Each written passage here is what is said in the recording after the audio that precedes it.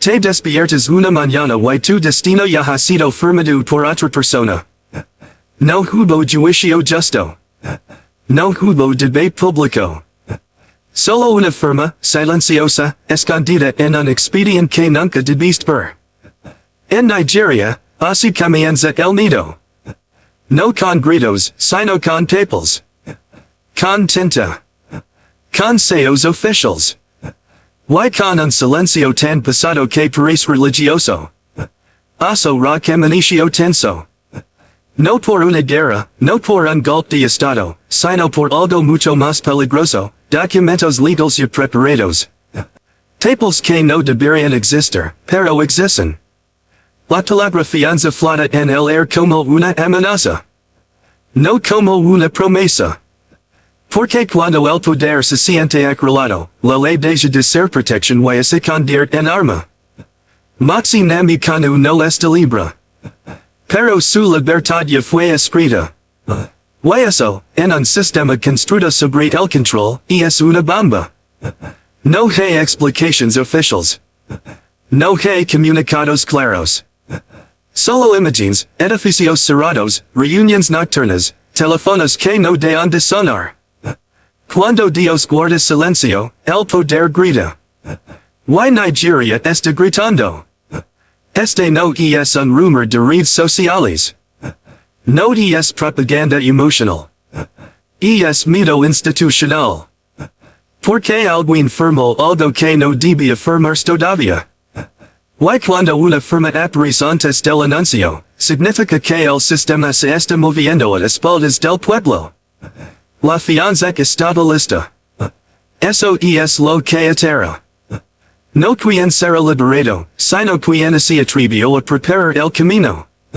En Nigeria, las decisiones importantes nunca se anuncian primero. Se filtran.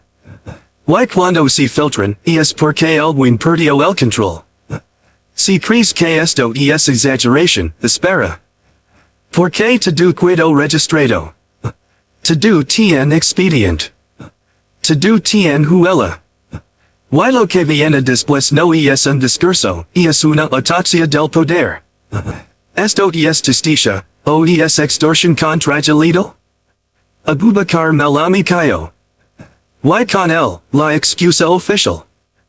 El hombre que durante años dadlo la ley a su favor hoy duerme tras barrotes. El ex fiscal general de la Federación, el arquitecto legal de múltiples abusos, ahora enfrenta el mismo sistema que utilizó contra otros. Nigeria lo observa en silencio.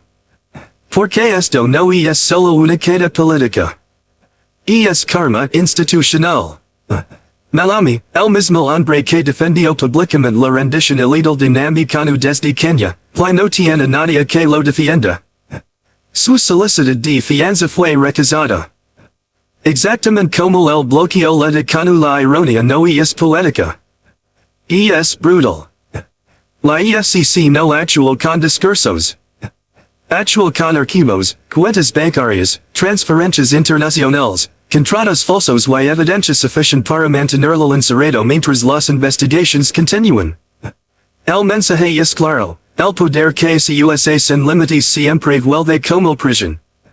Pero aquí está el punto crítico. Malami no era un funcionario cualquiera. Cada decisión que tomó como fiscal general llevaba el sello del Estado. Y ahora, cada una de esas decisiones está bajo revisión judicial. Porque cuando un hombre es acusado de corrupción sistémica, nada de lo que firmó puede considerarse automáticamente legítimo. Esto no es opinión. Es principio legal. Y ese principio acaba de convertir el caso de Nnamdi Kanu en una bomba jurídica. Porque se Malami manipuló el sistema, entonces la detención de Kanu se sostiene sobre arena. Y Nigeria lo sabe. Pero lo más peligroso no es Malami preso. Lo más peligroso es lo que dijo firmado antes de caer. Y ahí empieza el verdadero problema. Un hombre entra en prisión. Y todo el sistema queda expuesto. La detención de Nnamdi Kanu nunca fue solo un caso de seguridad nacional. Fue una prueba de hasta donde podía estirarse la ley antes de romperse. Rendition illegal. Bloqueo de fianza judicial.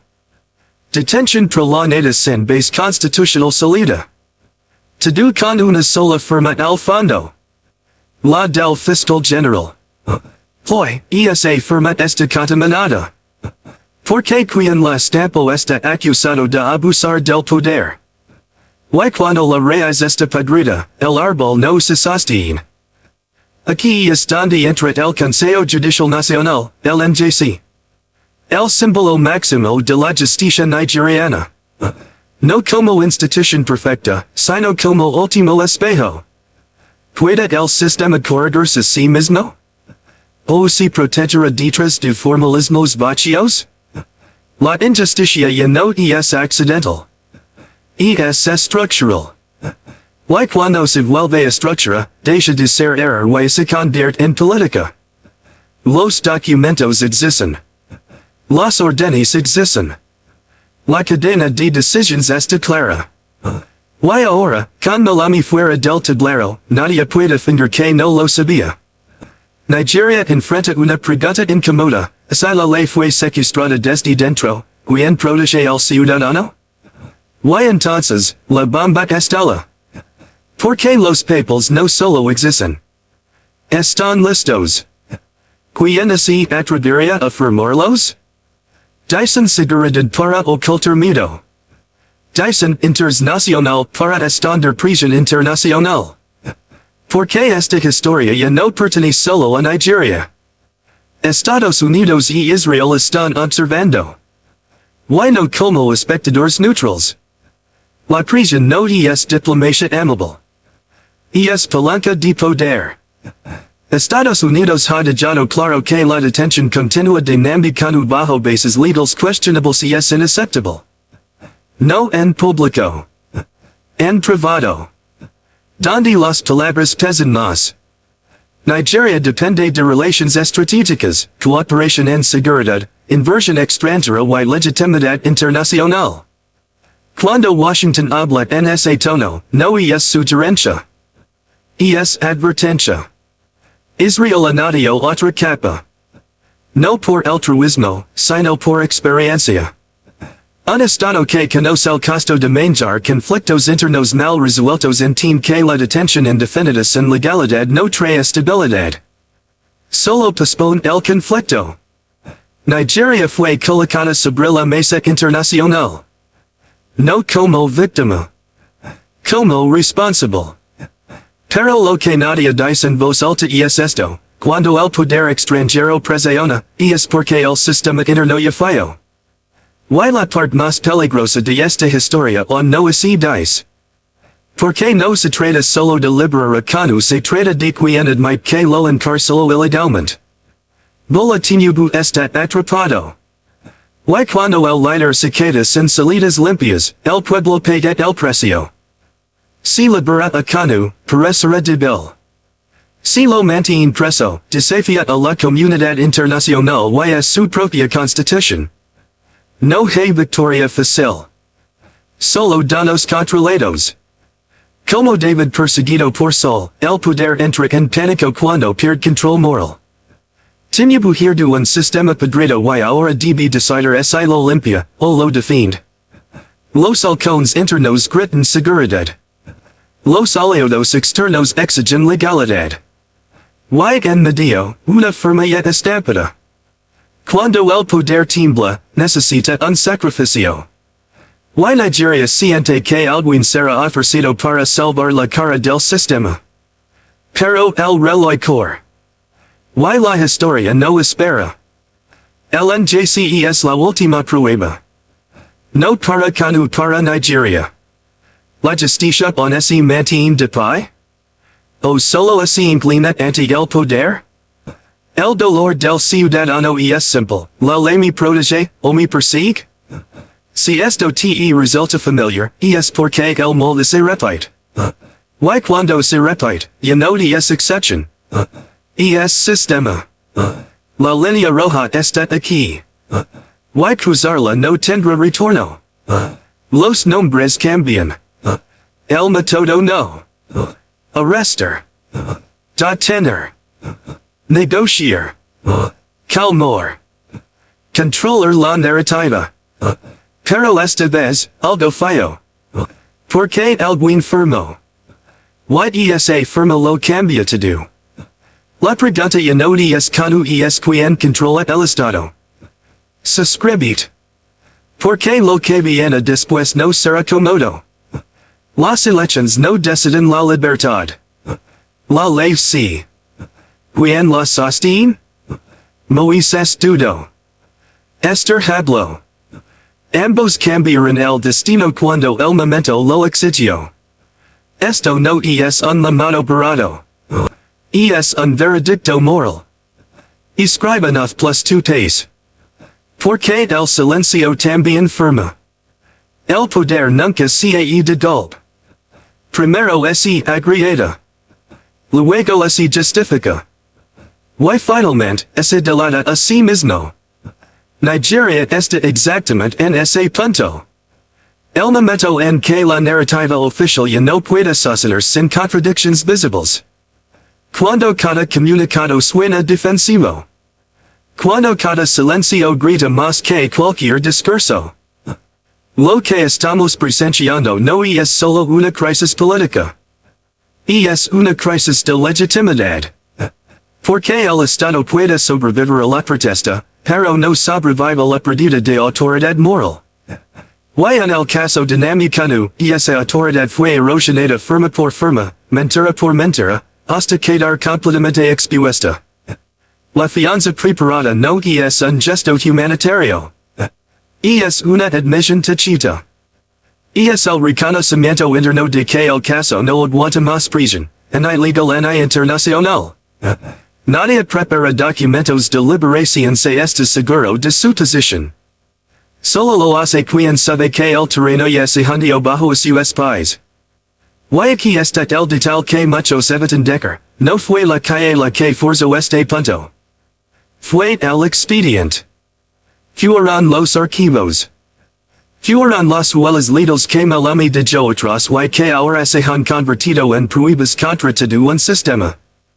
Cuando el arquitecto del abuso el edificio entero queda en riesgo de colapso. La EFCC no solo investiga a un hombre. Está desnudando una época. Una forma de gobernar donde la ley se utilizó como escudo para la ilegalidad. Donde la seguridad nacional fue el comodín perfecto para suspender derechos fundamentals. Pero ningún comodín dura para siempre. Y ahora, las cartas están sobre la mesa. Estados Unidos no presiona por sentimentalismo. Presiona porque entiende algo que muchos gobiernos africanos subestiman, los casos simbólicos definen reputaciones internacionales. Nnamdi Kanu no es solo un detenido. Es un termómetro. Y el termómetro está marcando fibra constitucional. Israel, por su parte, observa con frialdad estratégica. Sabe que los conflictos no resueltos se hirdan. Que las detenciones sin salida clara solo incuban crisis futuras. Su mensaje no es ideológico. Es práctico, sin preciso transparente, no hay estabilidad duradera. Y Tinubu lo sabe. Cada asesoramiento que recibe está dividido entre dos mitos. Perder control interno o perder credibilidad externa. Pero el error más grave sería creer que pueda mantener ambos a costa de sacrificar la ley. Porque la historia demuestra una sola cosa, cuando el Estado rompe su propio marco legal, no se fortalece. Se debilita. La narrativa de fuerza es tentadora. Pero es hueca. Porque la verdadera fuerza del Estado no está en encarcelar indefinidamente, sino en demostrar que incluso a sus enemigos reciben justicia conforme a la ley. Eso es lo que separa el poder legítimo del autoritarismo disfrazado. Por eso, el NJC ya no puede esconderse detrás de tecnicismos. Su silencio es observado. Su próximo movimiento será interpretado como definición histórica. No hay neutralidad posible cuando la legalidad está en juego. O se protege la Constitución, o se normaliza su violación. Y aquí entret el ciudadano. El espectador. El que mira este preciso desde lejos pensando que no lo afecta. Pero lo afecta. Porque cada president crea un molde. Y el molde que se usó será el que se aplique mañana contra otro nombre, otra region, otra voz incomoda. El patrón es claro, arrestar, aislar, dilatar, negociar en la sombra, controlar el relato. Funcionó durante años. Hasta que dejó de funcionar. Porque esta vez, el relato se rompió desde dentro. Por corrupción. Por exceso. Por arrogancia. La pregunta final no es si Nnamdi Kanu será liberado. La pregunta real es qué tipo de estado emergerá después. Uno que aprende y corrige. O uno que macula errors y los repite. La historia no recuerda a los gobiernos que reprimieron más fuerte. Recuerda a los que supieron detenerse a tiempo. A los que entendieron que el poder sin justicia es solo mito organizado. Nigeria está ante ese umbral. Y cruzarlo definirá una generación. Si el silencio continúa, también será una respuesta. Si la ley se aplica, será una señal. Si se ignora, será una condena. Escribe enough. No como consigna. Como línea roja. Porque cuando el Estado firma contra su propio pueblo, alguien tiene que negarse a firmar el silencio. Pero hay algo aún más inquietante que la firma, más perturbador que la prisión internacional y más peligroso que la queda de Malami. Y es la normalización. El momento en que una nación comienza a aceptar lo inaceptable como rutina. Cuando la detención ilegal se convierte en asunto complejo. Cuando la violación constitucional se disfraza de estabilidad. Ese es el punto exacto donde los estados no colapsan de golpe, sino que se mechan por dentro. Nigeria ha llegado peligrosamente cerca de ese umbral. Y el caso de Nnamdi Kanu no es la causa, sino el síntoma más visible. Porque lo que realmente se está gestando no es un líder separatista, sino el contrato moral entre el Estado y sus ciudadanos. Un contrato que establece límites el poder incluso cuando el poder se siente amenazado. La narrativa oficial insiste en que liberar a Kanu podría ceder el caos. Pero esa narrativa ignora una verdad fundamental. El caos no nace de la libertad supervisada por la ley, sino de la injusticia prolongada. Las sociedades no explotan porque alguien sale bajo fianza. Explotan cuando la gente pierde la fe en que la ley tenga sentido alguno. Y esa fe está resquebrajada. Porque mientras el Estado exige paciencia, los expedientes revelan prisa. Prisa por firmar. Prisa por preparar documentos. Prisa por anticipar un desenlace que públicamente se niega. Esa contradicción es letal. No solo para la credibilidad del gobierno, sino para la cohesión nacional. La prisión de Estados Unidos y Israel no ocurre en el vacío. Se apoya en informes. En evaluaciones jurídicas. En análisis de riesgo político. No es una reacción emocional. Es una conclusión estratégica. El costo de mantener a Kanu detenido supera el costo de liberarlo bajo condiciones legales claras. Y cuando esa ecuación se vuelve evidente para actores externos, significa que internamente es insostenible. Pero el problema para Tinubu no es solo liberar o no liberar. Es admitir, aunque sea indirectamente, que el sistema falló. Que hubo abuso. Que hubo manipulación. Y en Nigeria, admitir errores desde el poder siempre ha sido más temido que cometerlos. Por eso el silencio. Por eso las filtraciones. Por eso las decisiones immediatas. Porque nadie quiere ser el rostro de la corrección histórica. Sin embargo, alguien lo será. Porque la historia no acepta comites eternos. El NJC, en este contexto, no puede limitarse a procedimientos internos. Su rol es simbólico y real al mismo tiempo. Simbólico, Porque representa la última barrera entre la ley y el capricho. Real, porque sus decisions tienen consecuencias irreversibles.